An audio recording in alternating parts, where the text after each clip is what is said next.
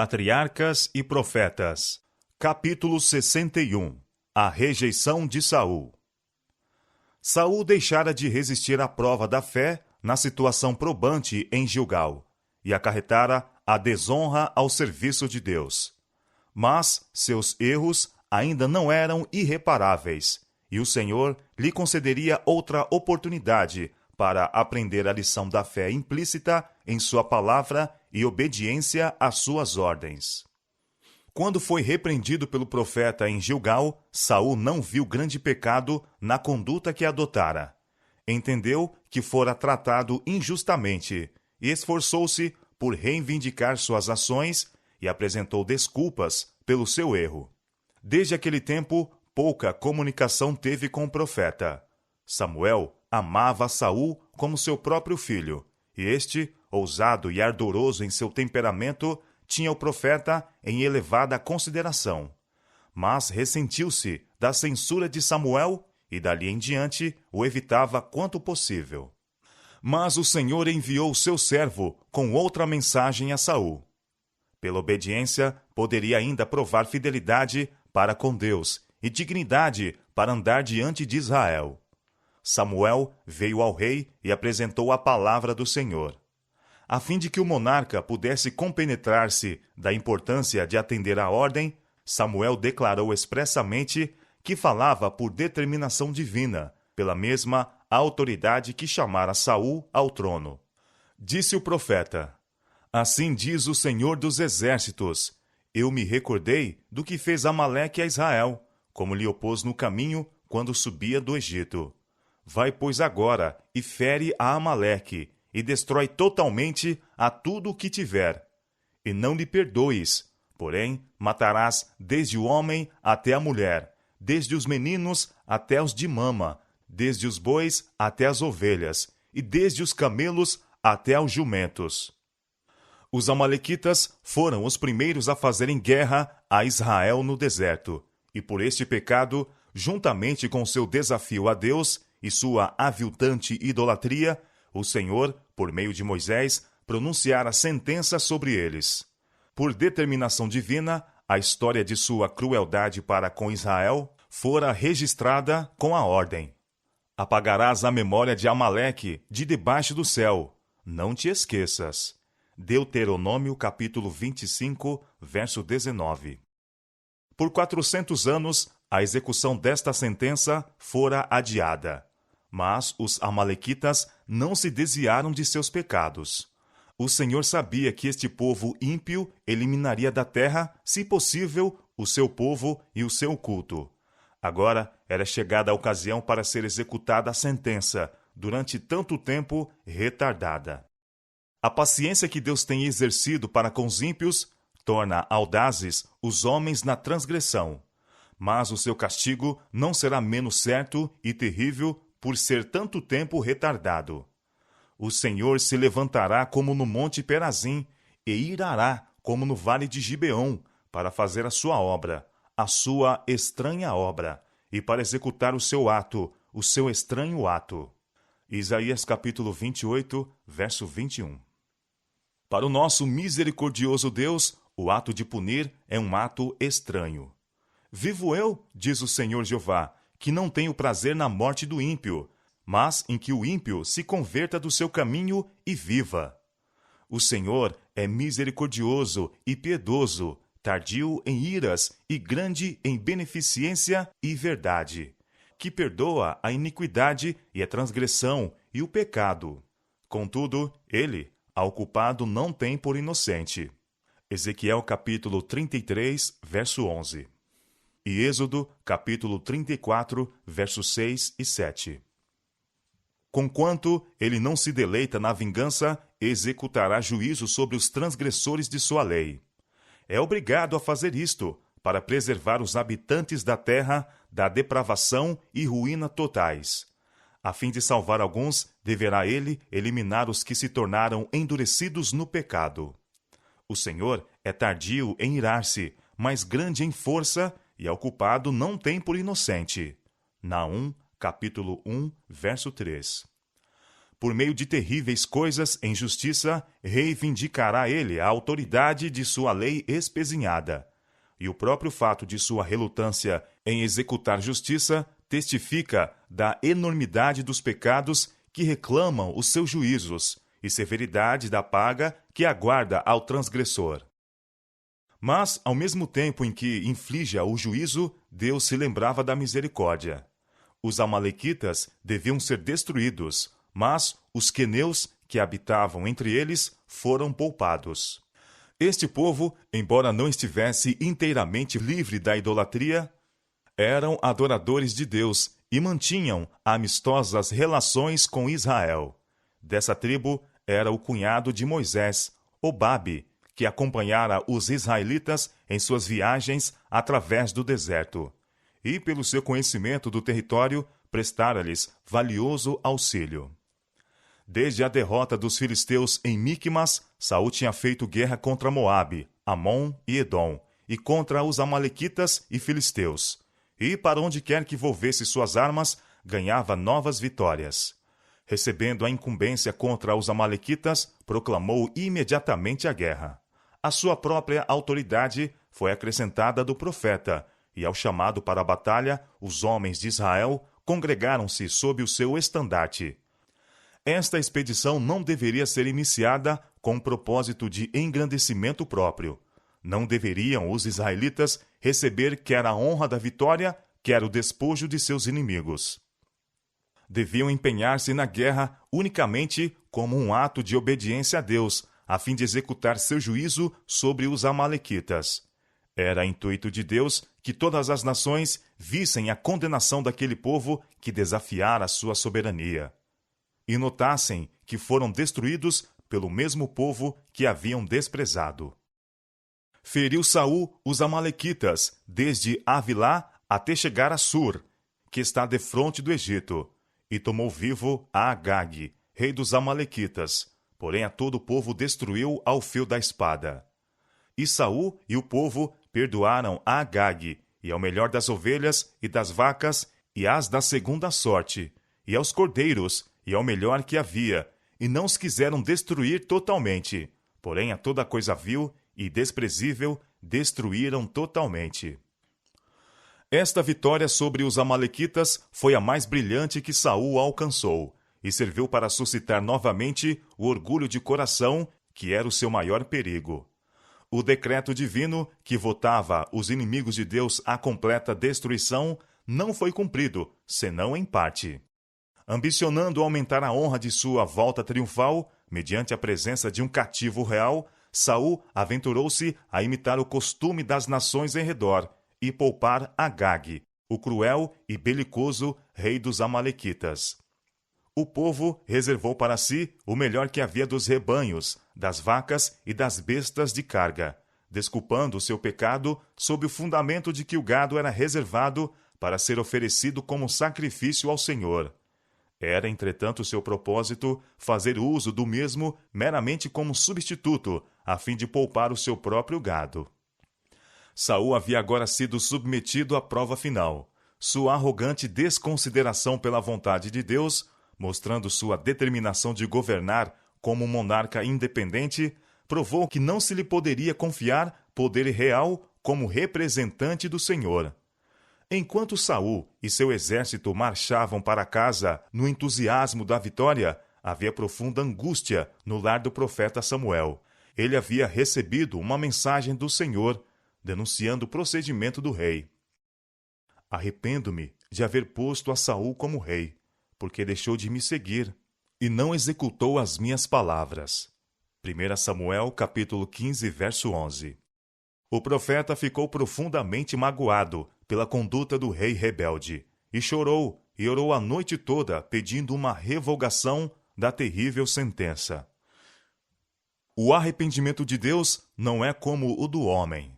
Aquele que é a força de Israel não mente, nem se arrepende, porquanto não é um homem para que se arrependa. 1 Samuel, capítulo 15, verso 29.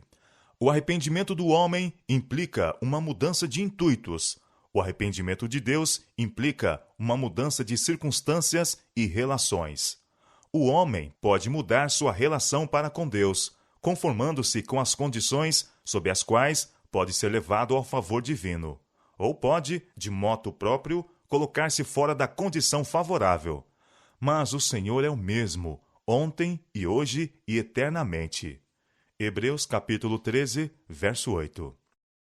A desobediência de Saul mudou sua relação para com Deus, mas as condições de aceitação por parte de Deus ficaram inalteradas. As reivindicações de Deus eram ainda as mesmas, pois nele não há mudança nem sombra de variação. Com o coração dolorido, o profeta partiu na manhã seguinte para encontrar-se com o rei, que procedia erradamente. Samuel acariciava a esperança de que, refletindo, pudesse Saul ter consciência de seu pecado e, pelo arrependimento e humilhação, ser de novo restabelecido ao favor divino. Quando, porém, o primeiro passo é dado no caminho da transgressão, este caminho se torna fácil. Aviltado por sua desobediência, veio ao encontro de Samuel com uma mentira nos lábios. Exclamou: Bendito tu do Senhor! Executei a palavra do Senhor. Os sons que vinham aos ouvidos do profeta desmentiram a declaração do desobediente rei. A incisiva pergunta: Que balido, pois, de ovelhas é este nos meus ouvidos e o mugido de vacas que ouço? Saul respondeu: De Amaleque as trouxeram, porque o povo perdoou ao melhor das ovelhas e das vacas, para as oferecer ao Senhor seu Deus. O resto, porém, temos destruído totalmente. O povo havia obedecido às determinações de Saul, mas a fim de defender-se, queria este atribuir a eles o pecado de sua desobediência.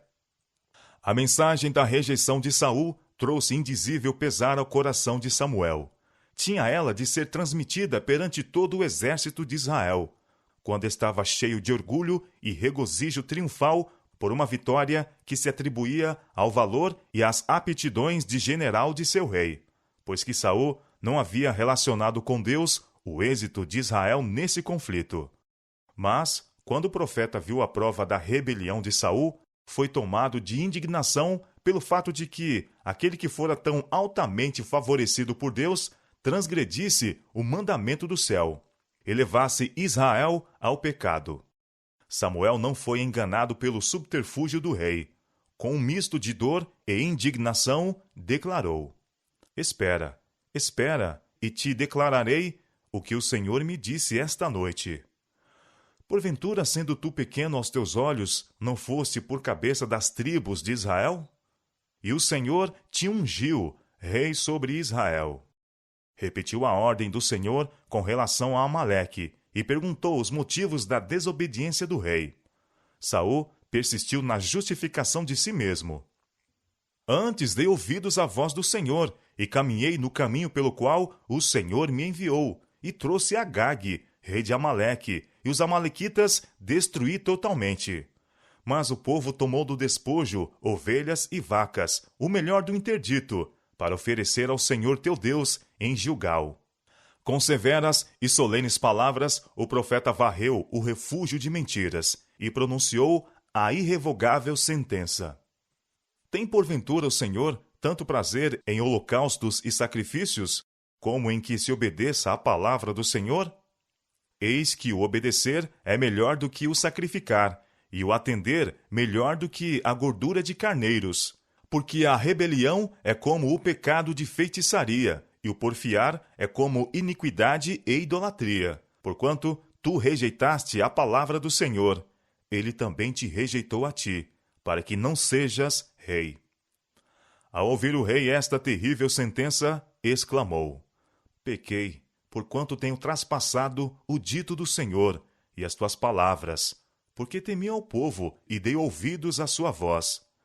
Aterrorizado pela acusação do profeta, Saul reconheceu a sua falta, que antes pertinazmente negara, mas ainda persistia em lançar a culpa ao povo, declarando que pecara por meio deles. Não era tristeza pelo pecado, mas o temor pelo castigo ao mesmo, no que influía ao rei de Israel ao rogar ele a Samuel. Agora, pois, te rogo, perdoa-me o meu pecado, e volta comigo para que adore ao Senhor. Se Saul tivesse tido o verdadeiro arrependimento, teria feito a confissão pública de seu pecado. Era, porém, sua maior ansiedade manter a autoridade e conservar a fidelidade do povo. Desejava a honra da presença de Samuel a fim de fortalecer sua própria influência junto à nação. Não tornarei contigo, foi a resposta do profeta. Porquanto rejeitaste a palavra do Senhor, já te rejeitou o Senhor, para que não sejas rei sobre Israel. Volvendo-se Samuel para partir, o rei, na agonia do medo, lançou mão de seu manto para o fazer voltar, mas este rasgou-se em suas mãos. Com isto, o profeta declarou: O Senhor tem rasgado de ti hoje o reino de Israel, e o tem dado ao teu próximo, melhor do que tu. Saul ficou mais perturbado com o afastamento de Samuel do que com o desagrado de Deus. Sabia que o povo tinha mais confiança no profeta do que nele mesmo. Se um outro fosse agora, por ordem divina, ungido rei, entendia Saul que seria impossível manter sua autoridade. Ele temia uma revolta imediata, caso Samuel o abandonasse inteiramente. Saul rogou ao profeta que o honrasse diante dos anciãos e do povo, unindo-se publicamente a ele em um serviço religioso. Por determinação divina, Samuel cedeu ao pedido do rei, para que se não desse ocasião a uma revolta. Mas ele ficou apenas como uma testemunha silenciosa daquele serviço religioso. Um ato de justiça, severo e terrível, seria ainda realizado. Samuel devia publicamente reivindicar a honra de Deus e repreender a conduta de Saul. Ordenou que o rei dos Amalequitas fosse trazido perante ele. Dentre todos os que haviam sido vencidos pela espada de Israel, Agag era o mais criminoso e implacável. Ele foi o que havia odiado e procurado destruir o povo de Deus, e cuja influência fora mais forte para promover a idolatria. Veio ele pela ordem do profeta, lisonjeando-se com a ideia de que o perigo de morte havia passado. Samuel declarou: Assim como a tua espada desfilhou as mulheres, assim ficará desfilhada a tua mãe entre as mulheres. Então Samuel despedaçou a Agag perante o Senhor em Gilgal. Isto feito, Samuel voltou à sua casa em Ramá, e Saul à sua em Gibeá. Apenas uma vez, depois disso, encontraram-se o profeta e o rei. Quando foi chamado ao trono, Saul tinha uma opinião humilde de suas aptidões e estava disposto a ser instruído. Era deficiente em conhecimentos e experiência, e tinha graves defeitos de caráter.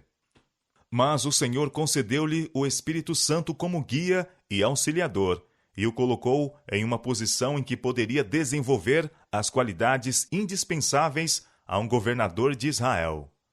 Houvesse ele se conservado humilde, procurando constantemente ser guiado pela sabedoria divina, e ter-se-ia habilitado a desempenhar os deveres de seu elevado cargo, com êxito e honra.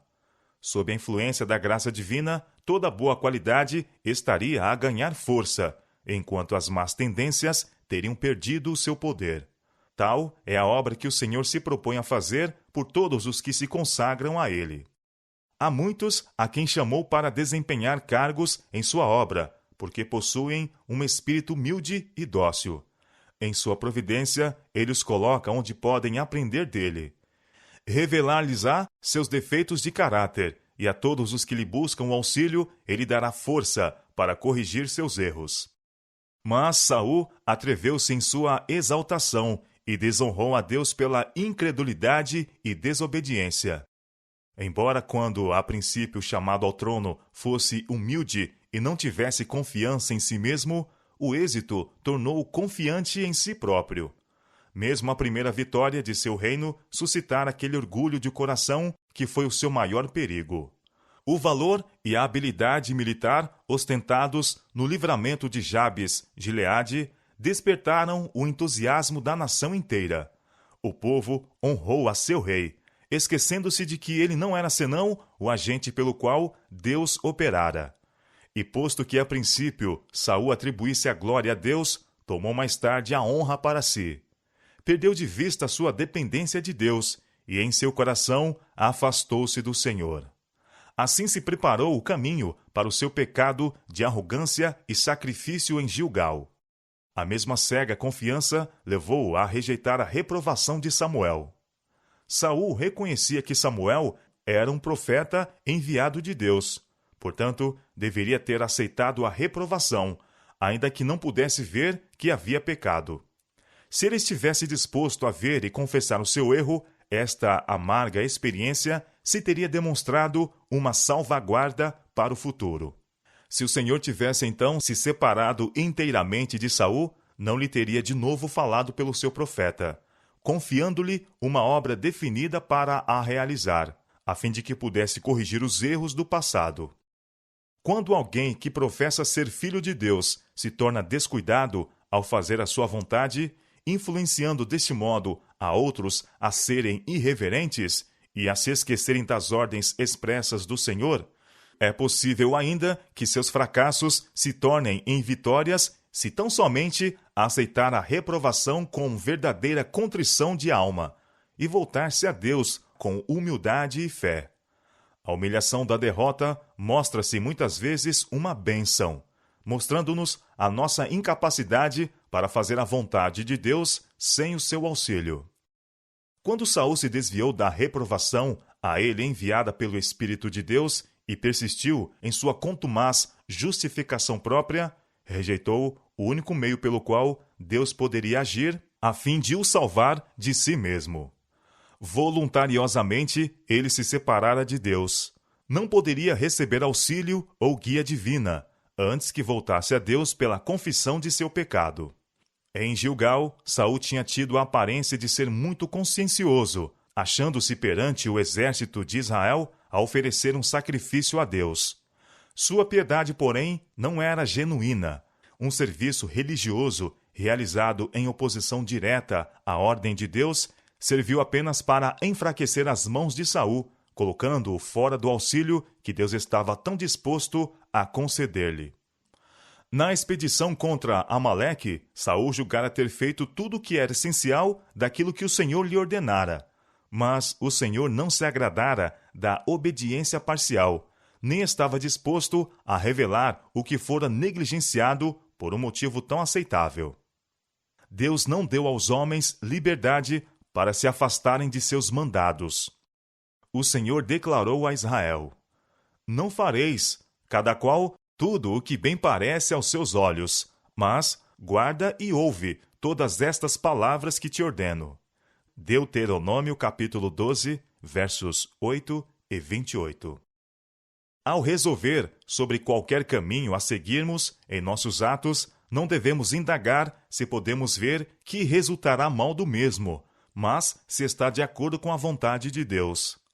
Há caminho que ao homem parece direito, mas o fim dele são os caminhos da morte.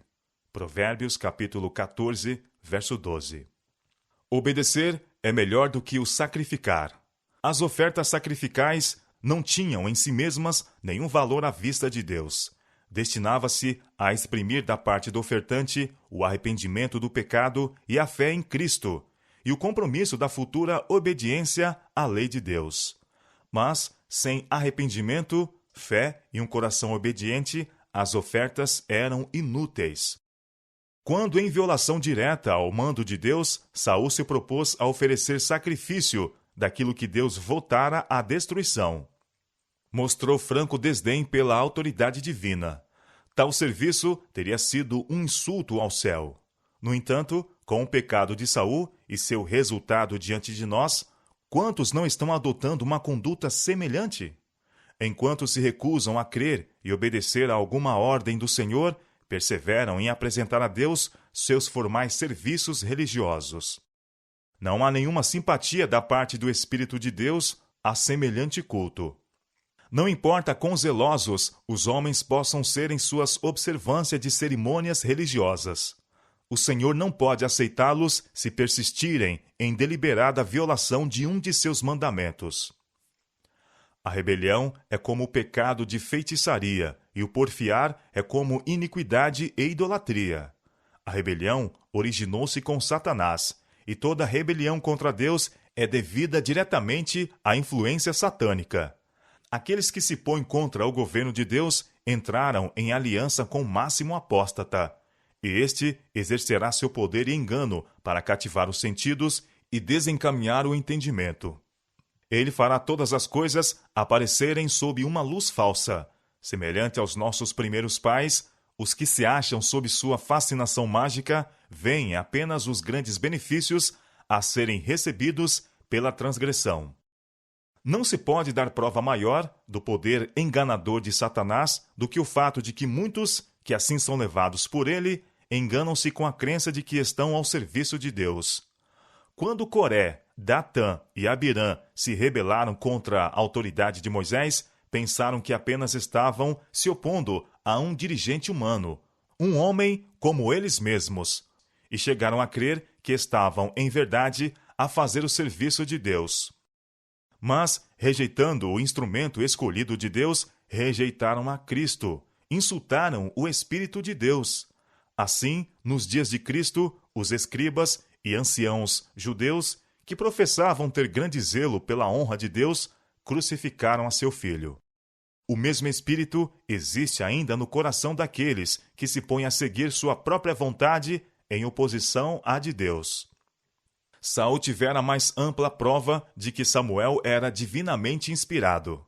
O aventurar-se ele a desrespeitar a ordem de Deus, dada por intermédio do profeta, era contra os ditames da razão e do são juízo. Sua fatal arrogância deve ser atribuída à feitiçaria satânica. Saul tinha manifestado grande zelo ao suprimir a idolatria e a feitiçaria. No entanto, em sua desobediência à ordem divina, fora movido pelo mesmo espírito de oposição a Deus e inspirado por Satanás tão realmente como são os que praticam a feitiçaria, e ao ser reprovado, acrescentou a teimosia à rebelião. Não poderia ter oferecido maior insulto ao Espírito de Deus se abertamente se tivesse unido aos idólatras.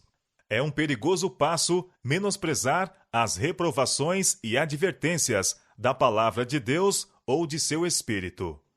Muitos, como Saul, rendem-se à tentação até que se tornam cegos ao verdadeiro caráter do pecado.